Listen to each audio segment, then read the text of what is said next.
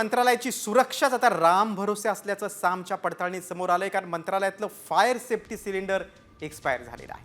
August 2024 रोजी expire झालेले हे सिलेंडर आग कशी विझवणार असा प्रश्न विचारला जातोय। एकीकडे फेस स्कॅनिंगचा वापर केला जातोय मंत्रालयात येताना, तर दुसरीकडे फायर सेफ्टीकडे मात्र दुर्लक्ष करण्यात आलेलं आहे। मंत्रालयातल्या याच फायर सेफ्टीचा आढावा घेतला आमचे प्रतिनिधी सूरज मसूरकर यांनी।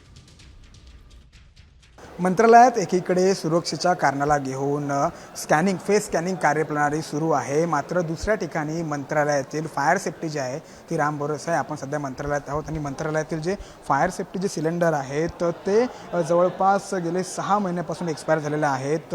हे जे मंत्रालयातील फायर सिलेंडर आहेत त्यांची तारीख जी आहे तो जो फायर सेफ्टी सिलेंडर आहे तो जवळपास एक्सपायर जो झालेला आहे तो 24/8/2024 त्या मागच्या वर्षी झालेला आहे। म्हणजे जवळपास मागच्या वर्षी ऑगस्ट 8 मध्ये तो नेक्स्ट ड्यू ऑन 24/8/2024 या रोजी झालेला आहे। मात्र असा एकच सिलेंडर नाही तर मंत्रालयात तब्बल असे अनेक जे सेफ्टी सिलेंडर आहेत, सेफ्टी फायर सिलेंडर आहेत, त्यांची जी तारीख आहे ती निघून गेलेली आहे। मात्र सेफ्टी फायर हे सर्व राम भरोसे मंत्रालयात सुरू आहे। एका ठिकाणी मंत्रालयातील सुरक्षेचा प्रश्न जो आहे तो ऐरणीवरती आहे। मोठमोठे जे कार्यप्रणाली आहे, फेस स्कॅनिंग कार्यप्रणाली याची ती सुरू झालेली आहे, मात्र हे जे फायर सेफ्टी आहे ते कुठेतरी राम भरोसे सोडलं गेलेलं आहे अशा चर्चा लागू लागल्या आहेत। कॅमेरामॅन रोहित समी, सूरज मसूरकर, साम टीव्ही, मुंबई।